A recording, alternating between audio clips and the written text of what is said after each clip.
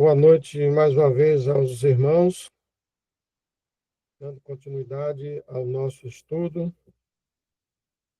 tema breves esboços dos livros bíblicos. Ontem começamos com Salmos, demos uma passagem, inclusive, com a ênfase no livro profético de Daniel, inclusive também Apocalipse, e vamos pegar agora profecia, foi aí? Profecia e os Salmos. Começando no segundo parágrafo. Vamos lá. Um período de 75 dias após a grande tribulação é chamado de indignação. Está lá em Isaías, capítulo 10, versos 24, 25, 26, 20, 34, 1 e 2 e Daniel 11, 36. Durante esse período, muitas nações tentarão esmagar Israel, desafiando até o próprio Senhor. Um remanescente de Judá será preservado. Zacarias, capítulo 13, verso 9. As experiências desse remanescente sob a mão disciplinadora e a disciplina governamental de Deus, sofrendo e confessando a culpa nacional de uma lei violada e o fardo ainda mais terrível de crucificar seu Messias. São muito detalhadas nos Salmos. O Senhor reunirá as 10 tribos de volta à terra. Mateus, capítulo 24, verso 31. Deuteronômios 30, versos 1, 10. 1 a 10. Quarto livro dos Salmos, que está previsto lá naquela distribuição que nós fizemos ontem, lá que está lá, falamos ontem. Fazendo com que passem sob a vara, expurgando os rebeldes na fronteira. Ezequiel, capítulo 20, versos 35 e 37. Antes de dar continuidade ao próximo parágrafo, irmão, vamos dar uma olhadinha naquele aqui, Zacarias, capítulo 13, verso 19. Ele fala, remanescente de Judá será preservado. Vamos fazer essa leitura? Zacarias 13, verso 9.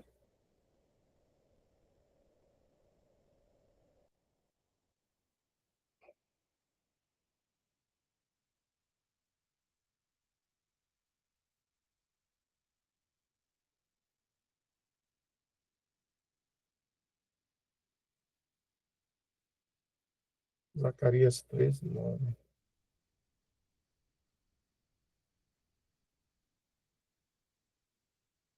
13, 9.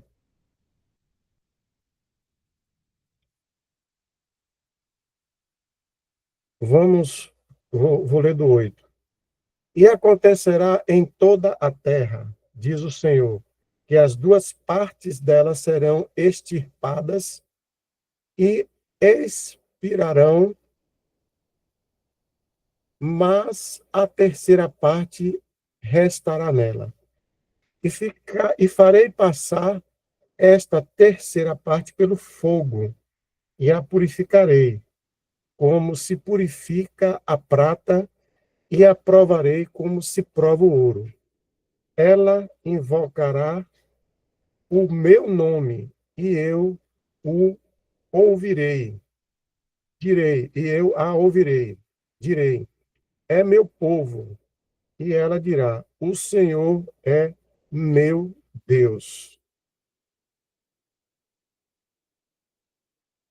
Algum irmão tem algum comentário sobre essa passagem?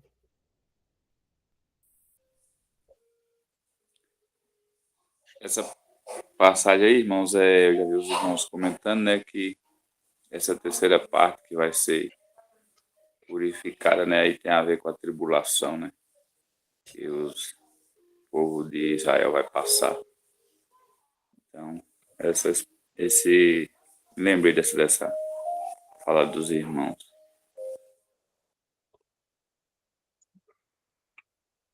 Ok. Vamos ver o texto. Se tiver algum irmão queira fazer mais algum comentário sobre a situação, fique à vontade.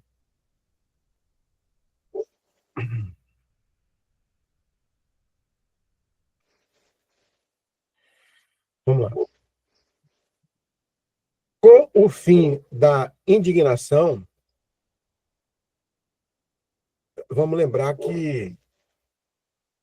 Pode subir um pouquinho mais, Jefferson? Só para subir um pouquinho.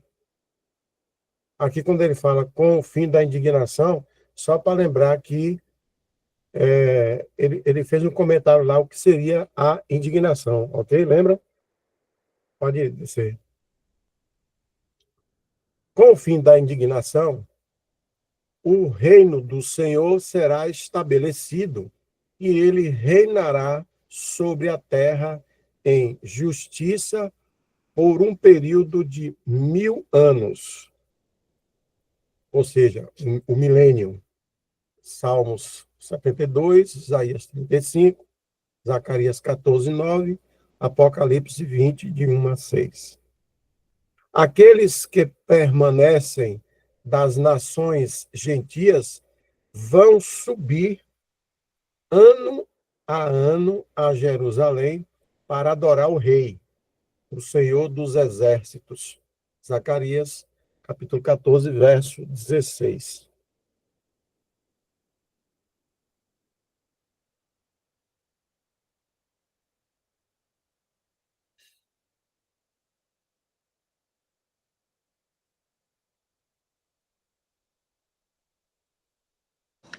Interessante isso daí, né? Boa noite, irmãos. Que retoma como era no Antigo Testamento, né? Que todo ano iam as pessoas lá que tem até naquela parte de eu acho que a mãe de Eli, né? De Eli não. A mãe de como é, rapaz? O profeta? Agora me esqueci. O profeta que foi Samuel. Exato. Não é isso? Samuel. Obrigado Que a mãe ia todo ano lá, chegar a levar a túnica dele para que todo ano ele ia crescendo, né? E a mãe ia levando as túnicas e todos adoravam lá em Jerusalém. Todo ano iam sacrificar, né? Levar sacrifícios. Eu acho que, se eu não me engano, era isso aí. Então retoma aí de uma forma, não sei em figura, né? Mas que retoma de novo aí essa parte de Israel no Antigo Testamento. Ok. Eu vou fazer um comentário rápido aqui sobre a circunstância dos 1000 anos. Não é nenhum comentário, seria uma dúvida aí para que os irmãos pudessem ajudar. Com o fim da indignação, o reino do Senhor será estabelecido e ele reinará sobre a terra em justiça por um período de 1000 anos. Esse período de 1000 anos do reinado do Senhor, vão nascer várias pessoas, ok? Várias pessoas vão nascer aí. E também vão morrer. Nesse período todo aqui, de 1000 anos, a responsabilidade do remanescente ela é de suma importância, porque é como se estivesse começando uma nova geração aí do reinado, e o remanescente ele tem a obrigação de poder repassar os ensinamentos ligados ao Senhor.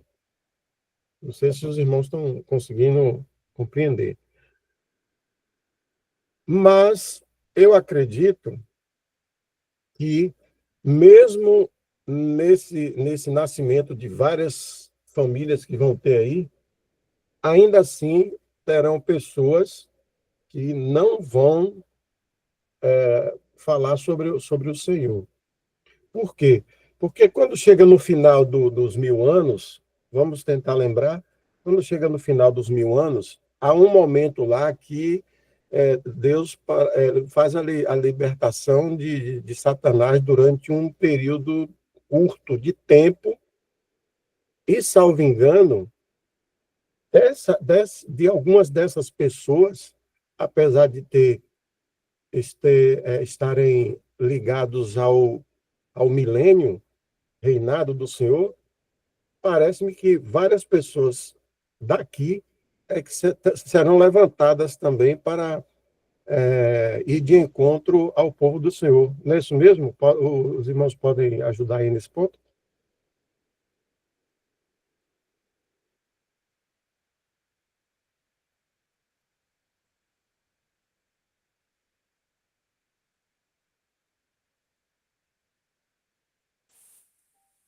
Vou falar aqui um pouco por alto, irmão, que eu vejo o irmão Lemon explicando sobre esse assunto, né?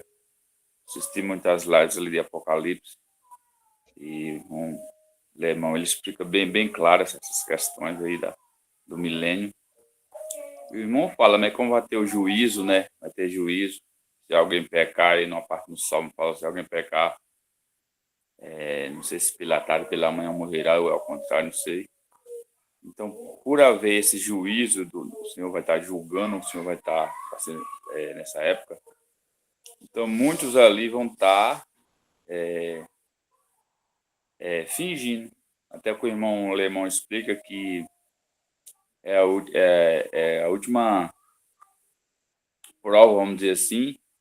O irmão fala que o ser humano é contra Deus, é inimigo de Deus, porque mesmo a justiça estando reinando na terra, mesmo o Senhor, a terra estando cheia do conhecimento do Senhor, ainda vão ter pessoas ali, simplesmente, vamos dizer assim, só fingindo, às vezes para não ser morta, não sofrer o juízo, né?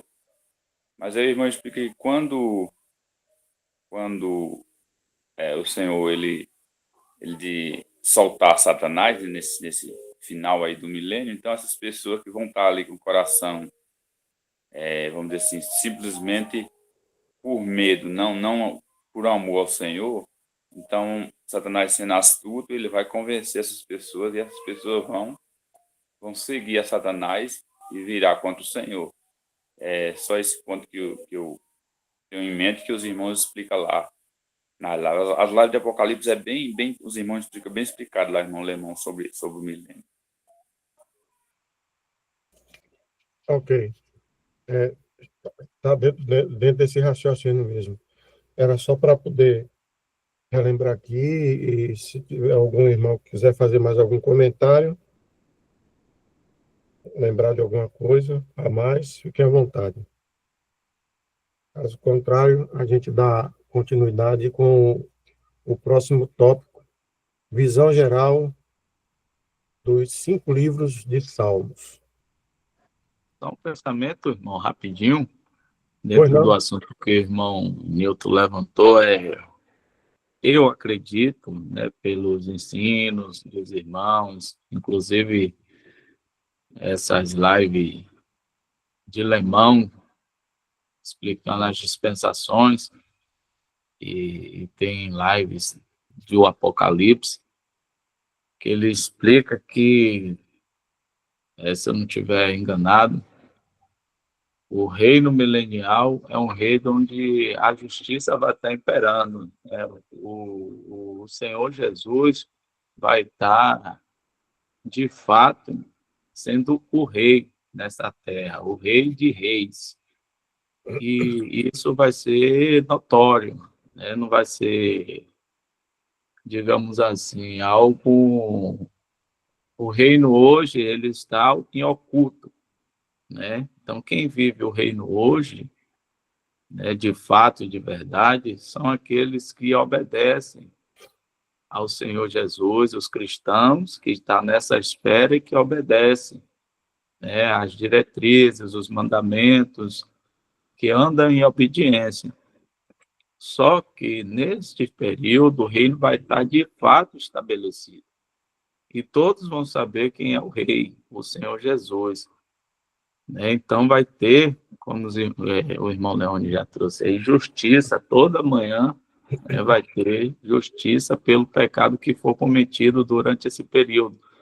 Aí eu queria destacar a questão que o irmão falou sobre alguém estar falando para o outro, né? Tem uma passagem, salvo engano, que, se eu não me engano, é o apóstolo Paulo que fala, ou se é nos evangelhos, salvo engano, que ninguém precisará falar de Deus para ninguém, né? Eu acredito que está se referindo a este período do milênio, onde a justiça divina, o Filho do Homem vai estar reinando, então todo mundo vai ter ciência, né, do que é, de quem é que está ali, a santidade que está reinando e como se proceder, né, durante esses mil anos.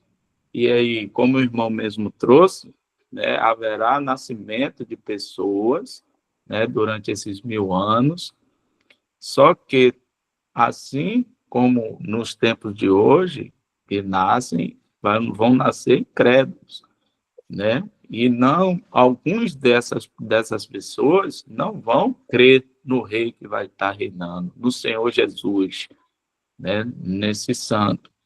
E ele vai estar, como o irmão Leone falou, vivendo debaixo do rei, tendo contato com esse reino de santidade, de justiça, né? Vivendo debaixo das diretrizes de Deus, a palavra de Deus, por Cristo Jesus, o Filho do Homem, que vai estar reinando, mas ainda assim incrédulo. E esses são os incrédulos que vão ser seduzidos por Satanás quando Satanás for solto após o milênio. Esses incrédulos. Então, ele não vai ter, por exemplo, não seria uma desculpa, mas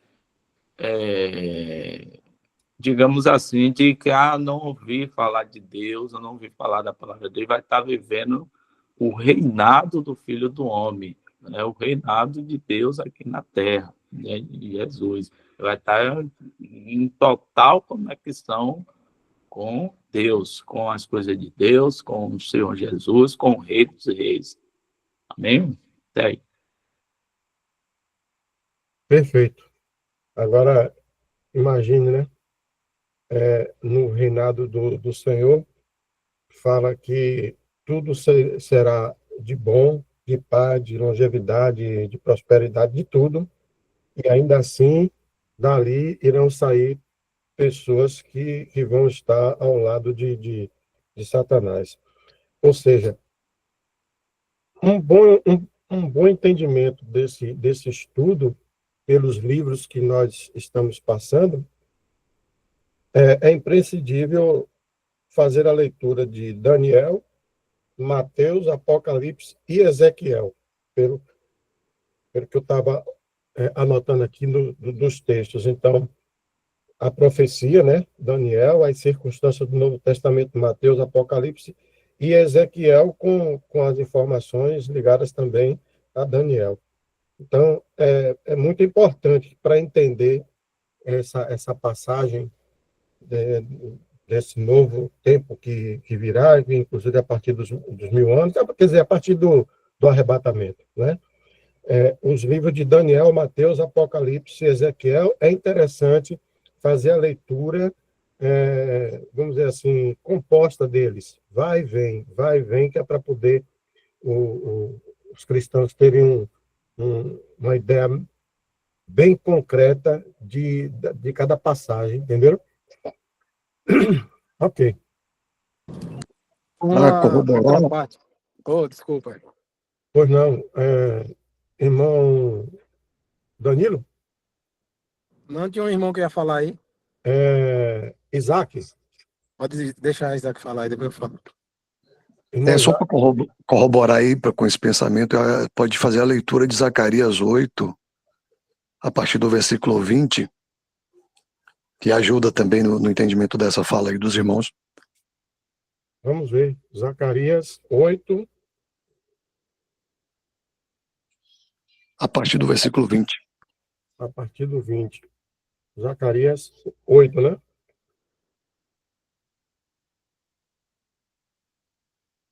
A partir do 20.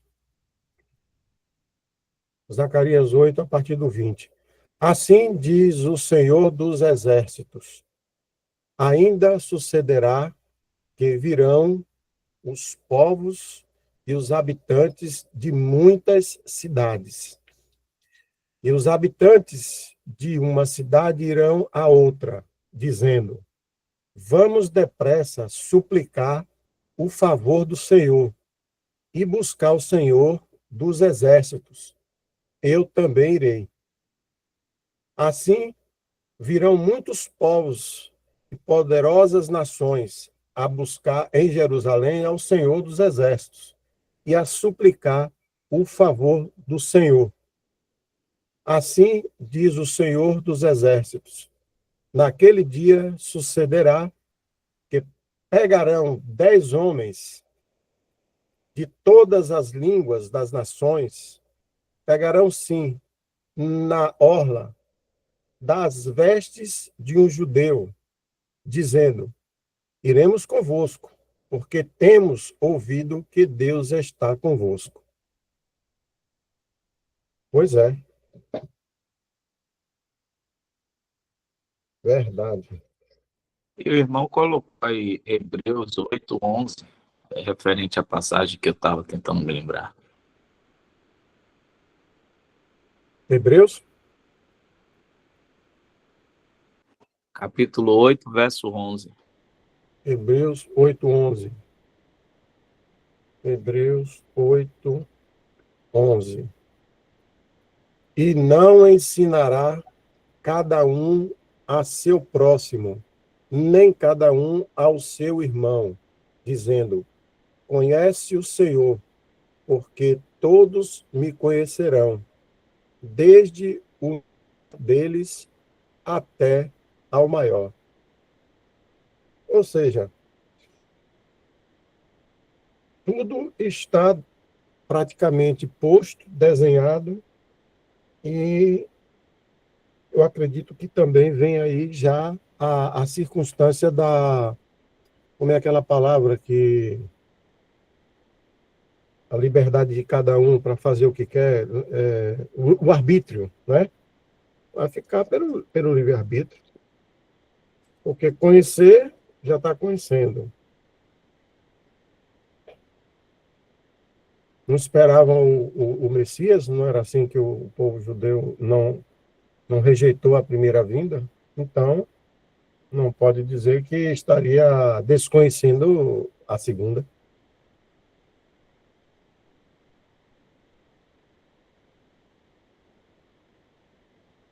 Vamos retornar ao texto, se não tiver mais algum comentário.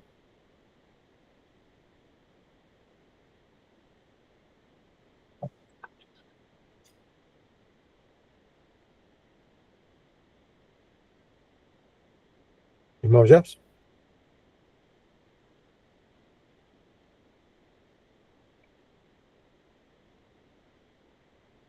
Algum irmão quer fazer mais algum comentário? Esteja à vontade. Não, Só só mais um lembrei da. breve comentário aí, irmão. Danilo, Pode deixar Leonis falar. Leones, Não, é rapidinho o comentário, os irmãos falando aí, e cada passagem que vai lendo aí, né? A gente vai lembrando e vai vindo na lembrança, mostra que o coração do homem é duro contra Deus, né? Porque até numa live aqui na IRC, que nós estava um tempo atrás falando sobre os anjos, né? falando sobre a eleição, a gente passou numa passagem lá de Atos, onde fala dos anjos eleitos, e aí nós comentando nessa live lá no IDC que os anjos que se rebelaram contra Deus é uma coisa que a gente não consegue compreender, porque estava diante da glória, diante da verdade, diante da luz plena, e resolveram não querer, se rebelaram contra Deus. Então, por isso não vai ter salvação mais para os anjos, né? E uma coisa que é semelhante é o milênio, né? Porque a Terra vai se encher de conhecimento. Tem uma passagem que fala assim que a Terra vai se encher de conhecimento. Então, ainda assim, o coração do homem vai ser duro, porque no final do milênio, muitos vão estar ali simplesmente fingindo, porque como vai estar tendo o juízo, vai estar tendo a justiça de Deus reinando, então vão estar ali tipo, escondido, mas quando Satanás se manifestar, vão seguir. Então isso mostra a dureza, porque vai estar provando, vamos dizer assim, no milênio vai ser uma coisa totalmente diferente de hoje em dia, né? E ainda assim, o ser humano não se volta para Deus. É só esse pensamento. Ok. Danilo, Eu lembrei aí, os irmãos falando, que eu antigamente, antes de ver os estudos dos irmãos também, eu achava que quando o Senhor viesse e pisasse aqui, né, os pés no Monte das Oliveiras, eu achei que ele que seria o rei, de fato, fisicamente, mas não é assim, né? Ele estabelece o reino e elege um príncipe que fica. Eu lembrei disso daí. Aí tem uns versículos aqui que se os irmãos quiserem colocar, só para esclarecer. Não sei se algum irmão já falou sobre isso aí, que eu cheguei um pouquinho depois. Mas se já falou, deixa para depois. diga aí o livro, capítulo e o versículo. O irmão Jefferson coloca aí. Deixa eu ver aqui. É Ezequiel 34, do 23 ao 24. Ezequiel 34, 34, do 23 ao 24. 23, 23, 23 ao 24. Vamos lá. E suscitarei sobre elas um só pastor, e ele as apacentará. O meu servo Davi é que as apacentará. Ele lhes servirá de pastor. E eu, o Senhor, lhe serei por Deus, e o meu servo Davi será príncipe no meio delas. Eu, o Senhor, o disse. Tem também 37, do 24 ao 25. Do próprio Ezequiel, né? Uhum, isso. 37, Capítulo 37, do 24 ao 25. 24 ao 25. Vamos lá. E meu servo Davi será rei sobre eles, e todos eles terão um só pastor, e andarão nos meus juízos, e guardarão os meus estatutos, e os observarão, e habitarão na terra que dei a meu servo Jacó, em que habitaram vossos pais, e habitarão nela, eles e seus filhos, e os filhos de seus filhos, para sempre. E Davi, meu servo, será seu príncipe eternamente. Isso, Ezequiel 45, 7, 8. Ezequiel 45, 7, 8. 45, 45, 7 e 8, né? É. Vamos lá. O príncipe, porém, terá a sua parte deste e do outro lado da área santa e da possessão da cidade, diante da santa oferta, e em frente da possessão da cidade, desde o extremo ocidental até o extremo oriental, e de comprimento corresponderá a uma das porções, desde o termo ocidental até ao termo oriental. E esta terra será a sua possessão em Israel. E os meus príncipes nunca mais oprimirão o meu povo. Antes deixarão a terra à casa de Israel, conforme as suas tribos. E só mais dois versículos agora. Ezequiel 46. Ezequiel 46, é só descer. 46, Versículo 2. verso 2. Só leia o 2, por favor. E o príncipe entrará pelo caminho do vestíbulo da porta, por fora, e permanecerá junto da obreira da porta. E os sacerdotes prepararão o holocausto e os sacrifícios pacíficos dele. E ele adorará junto ao umbral da porta e sairá, mas a porta não se fechará até a tarde. No caso aí são as funções do príncipe, né? Num templo já restaurado. Aí tem Daniel, só para corroborar e terminar, Daniel 2:44. Daniel, Daniel 2:44.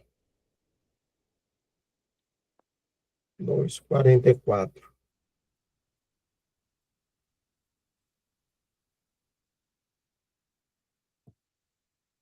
Subir mais um pouquinho.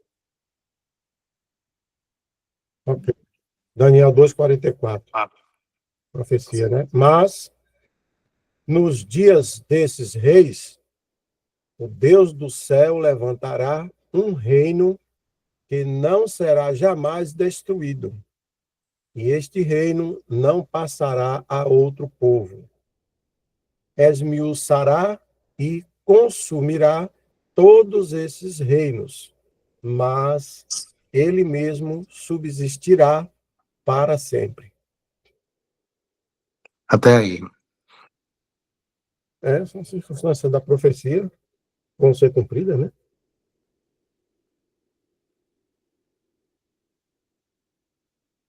Vamos retornar ao texto? Se não tiver mais algum irmão que queira fazer mais algum comentário, citar mais alguma parte.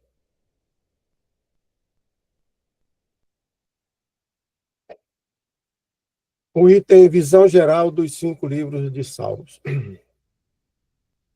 No primeiro livro dos Salmos, temos Cristo em associação com um remanescente sofredor, mas fiel, na Judéia.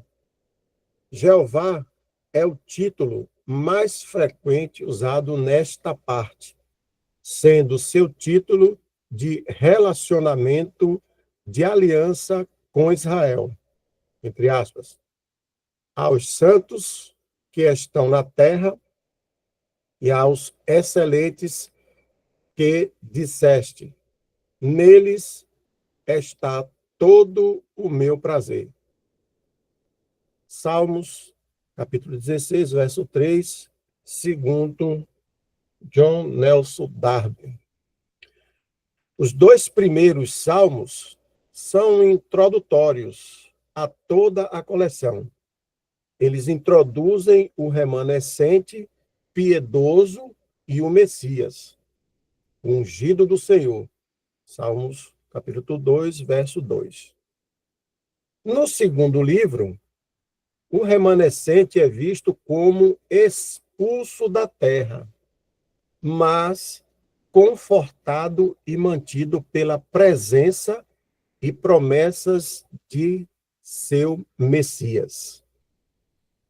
Deus não reconhece publicamente esse remanescente e, portanto, Deus, entre aspas, Elohim, seu título na criação, o pessoal lembrar lá em Gênesis, né? É usado ao invés de Jeová, entre aspas. E outro, entre aspas, Deus é o nosso refúgio e fortaleza, socorro bem presente na angústia. Salmos 46, verso 1. A nação inteira, nos últimos dias, é mencionada no terceiro livro. A nação inteira. A história deles e o trato de Deus com eles são mencionados. Por exemplo, o que consta no Salmo 78. O assunto é abordado de maneira geral. Não é Cristo em associação com o remanescente. Vemos igualmente referências a, entre aspas, Deus e Jeová. Se o irmão Jefferson não tiver nada contra aí, os irmãos, a gente poderia fazer essa leitura do Salmo 78.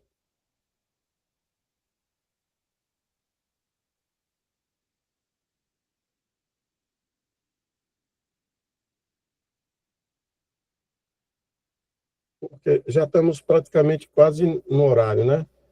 A gente fazer essa leitura aí do Salmo 78 para poder dar uma fixada nessa circunstância da a nação inteira dos últimos dias, nos últimos dias.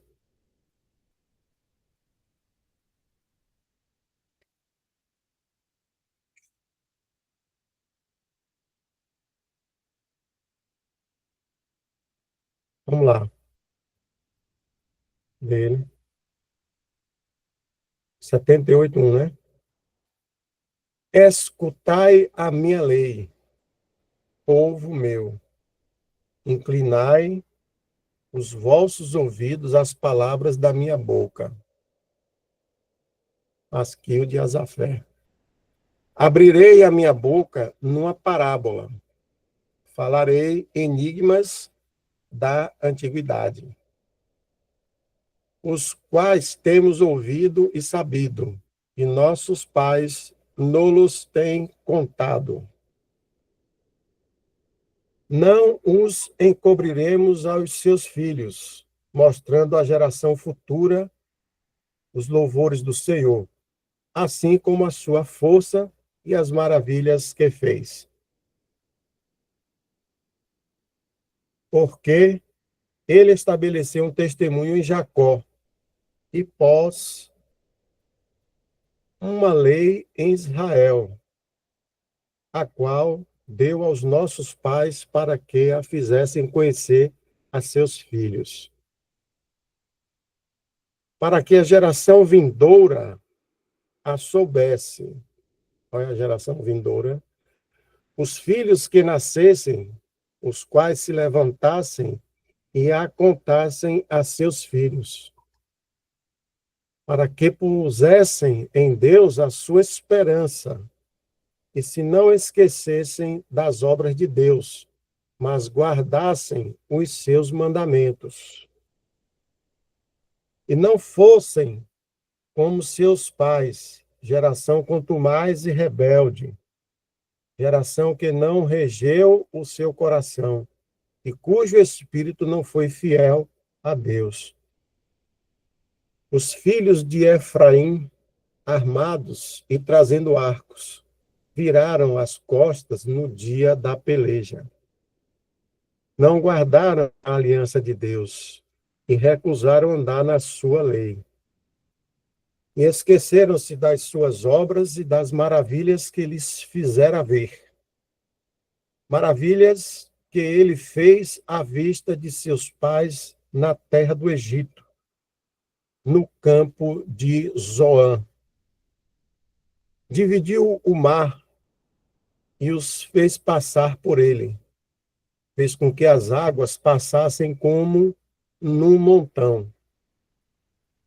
De dia os guiou por uma nuvem e toda a noite por uma luz de fogo ao deserto.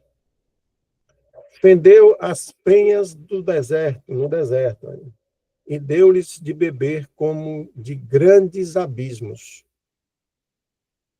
Fez sair fontes da rocha e fez correr as águas como rios.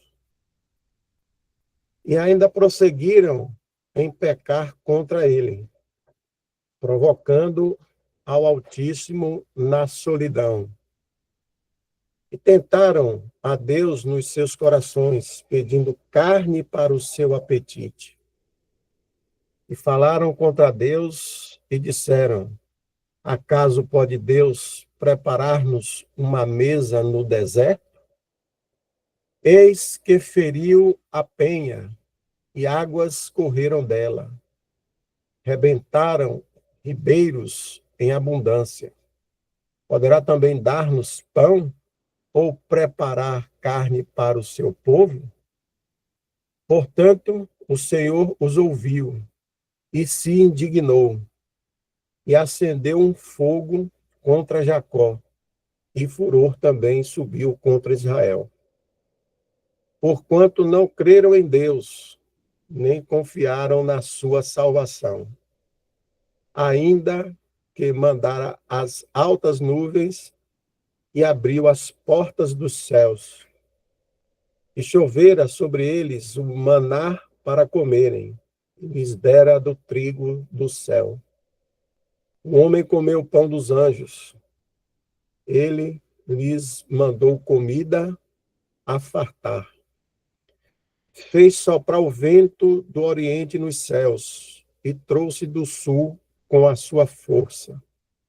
E choveu sobre eles carne como pó, e aves de asas como a areia do mar. E as fez cair no meio do seu arraial, ao redor de suas habitações. Então comeram e se fartaram bem, pois lhes cumpriu o seu desejo.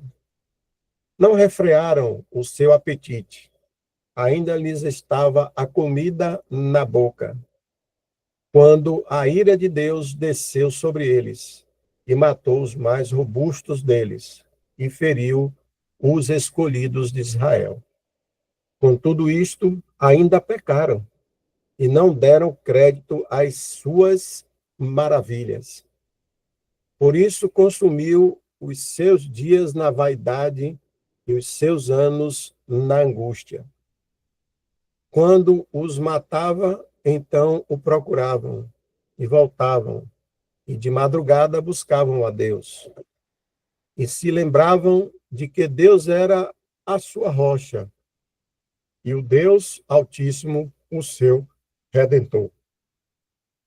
Todavia, lisonjeavam-nos com a boca, e com a língua lhe mentiam, porque o seu coração não era reto para com ele, nem foram fiéis na sua aliança. Ele, porém, que é misericordioso, perdoou a sua iniquidade e não os destruiu.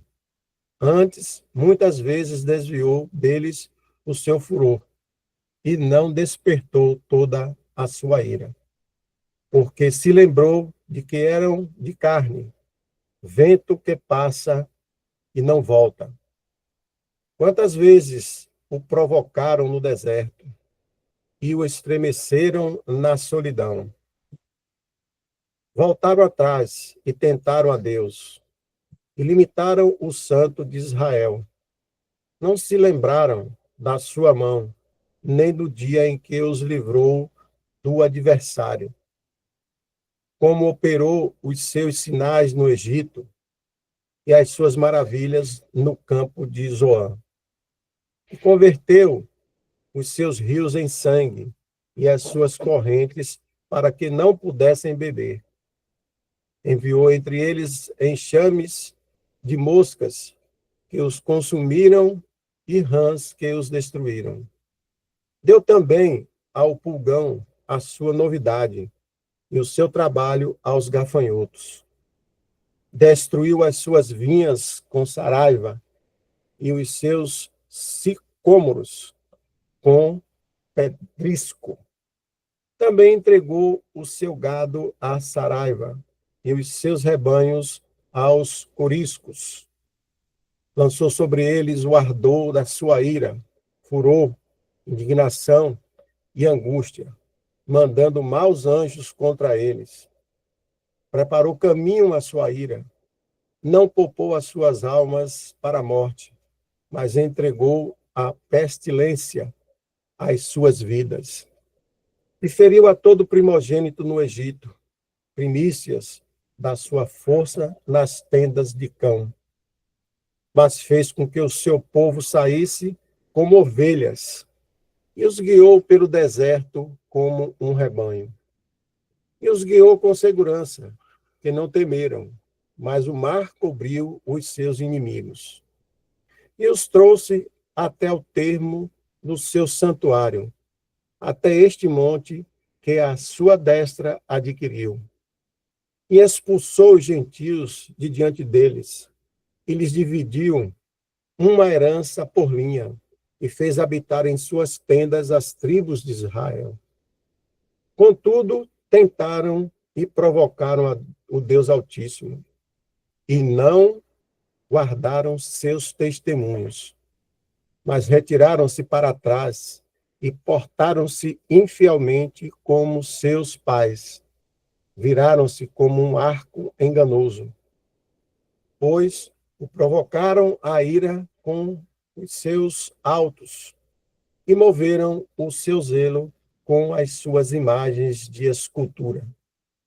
Deus ouviu isto e se indignou, e aborreceu a Israel sobremodo. Por isso, desamparou o tabernáculo em Siló, a tenda que estabeleceu entre os homens, e deu a sua força ao cativeiro, e a sua glória à mão do inimigo. E entregou o seu povo à espada, e se enfureceu contra a sua herança. O fogo consumiu os seus jovens, e as suas moças não foram dadas em casamento. Os seus sacerdotes caíram à espada, e as suas viúvas não fizeram lamentação. Então o Senhor despertou como quem acaba de dormir, como um valente que se alegra com o vinho, e feriu os seus adversários por detrás, e pô-los em perpétuo desprezo. Além disso, recusou o tabernáculo de José, e não elegeu a tribo de Efraim.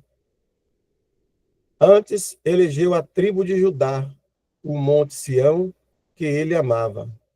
E edificou o seu santuário como altos palácios, como a terra, que fundou para sempre. Também elegeu a Davi, seu servo, e o tirou dos apriscos das ovelhas, e o tirou do cuidado das que se acharam prenhes, para apacentar Jacó, seu povo, e Israel, sua herança. Assim os apacentou, segundo a integridade do seu coração, e os guiou pela perícia de suas mãos. Um exemplo claro de que o homem, mesmo o trato judeu, ele tentava procurar Deus nas dificuldades. Em outras palavras, fazia Deus como se fosse um contrato e um negócio. Se o negócio estava bom, tudo bem. Quando apertava, chamava Deus para poder resolver os negócios.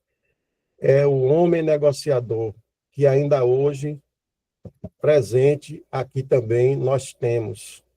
O homem negócio. O homem não pode negociar com Deus. Deus precisa justamente da honestidade, da sinceridade. E aqui na Terra, no momento em que nós estamos, nesse mundo, nesse deserto de caos que passamos, ter a confraternidade e sermos sinceros, não só primeiro com ele, mas também com aqueles outros que efetivamente estão ao nosso lado, passando esses obstáculos, mas que está sendo ensinado que devemos passar com alegria e não ficar se lamentando.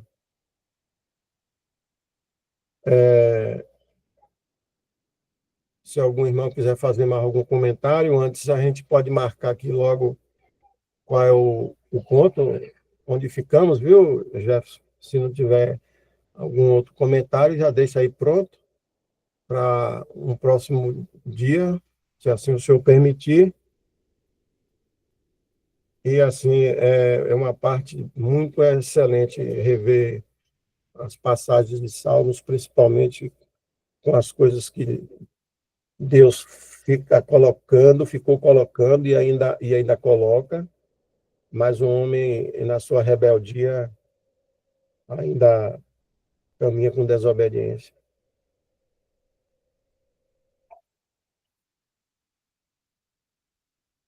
Algum irmão quiser fazer algum comentário, estejam à vontade.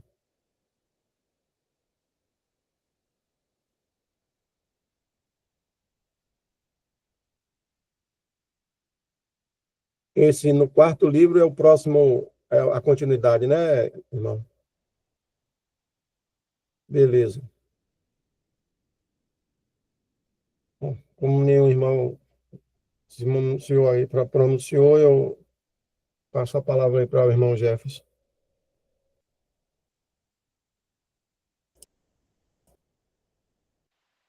Irmão Tiago?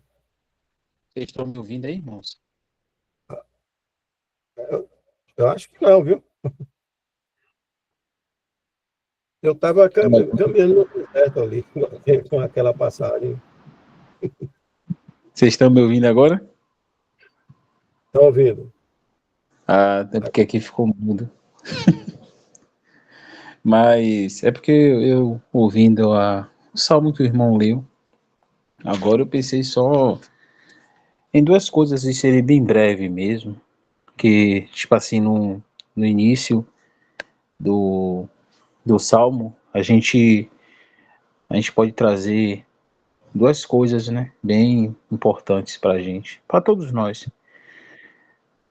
Ele inicia o salmo falando, né, escutem, povo meu, a minha lei.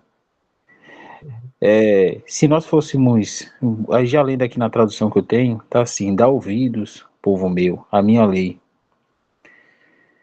Ou seja, esse salmo aí a gente já pode observar que ele foi escrito com o objetivo claro, né, de instruir o povo de Deus.